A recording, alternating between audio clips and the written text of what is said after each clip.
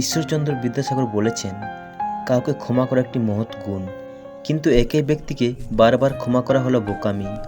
নেতাজি সুভাষচন্দ্র বোস বলেছেন, অনুভূতি, ভালোবাসা, মায়া এসব যত কম প্রকাশ করবেন, আঘাত করার মানুষ তত কম পাবেন।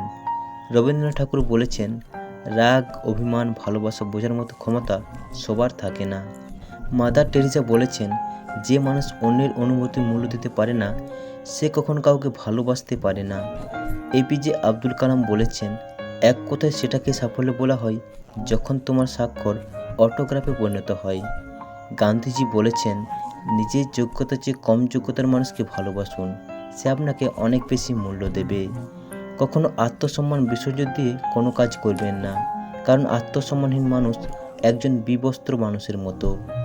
জীবনে চলার পথে অনেকে তোমায় কষ্ট দেবে, কিছু মানুষ বেইমানি করবে, কিছু মানুষ বিশ্বাসঘাতকতা করবে, ভালোবাসা বন্ধুত্বের নামে ব্যবহারও করবে। স্বামী বিবেকানন্দ বলেছেন, উদ্দেশ্য ছাড়া কেউ আসে না, আর স্বার্থ ছাড়া কেউ পাশে থাকে না। অল্পতে যারা কেঁদে ফেলে তাদের দুর্বল ভেবো না, অত্যন্ত সরল মনের মানুষ হয় তারা। রবীন্দ্রনাথ ঠাকুর বলেছেন, সুন্দর বলে কিছু হয় না, তুমি যাকে বেশি ভালোবাসবে তাকেই বেশি সুন্দর মনে হবে।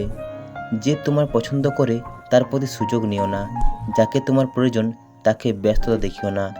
যে তোমাকে ভরসা করে তার প্রতি প্রতারণা করো না, যে তোমাকে সবসময় মনে রাখে তাকে কখনো ভুলে যেও না।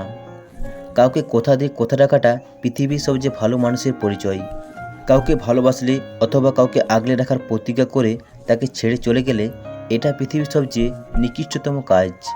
মাদার টেরেসা বলেছেন, কিছু কিছু সুখবর নিজের মধ্যে গোপন রাখুন, কারণ সবাই আপনার সাফল্যে খুশি হবে না।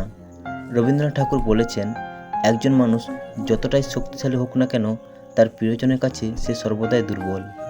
রাগ কমাতে শেখো, না হলে অনেক ভালো ভালো সম্পর্ক নষ্ট হয়ে যাবে। স্বামী বিবেকানন্দ বলেছেন, লোকে কি ভাববে তা ভেবে বসে থাকবে না, মনে রেখো জীবনটা তোমার, লোকের না। নেলসন ম্যান্ডেলার বলেছেন, ধৈর্য ধরো, সবার সময় চিরদিন একই রকম থাকে না, তোমারও ভাগ্যের চাকা একদিন নিশ্চয়ই ঘুরবে।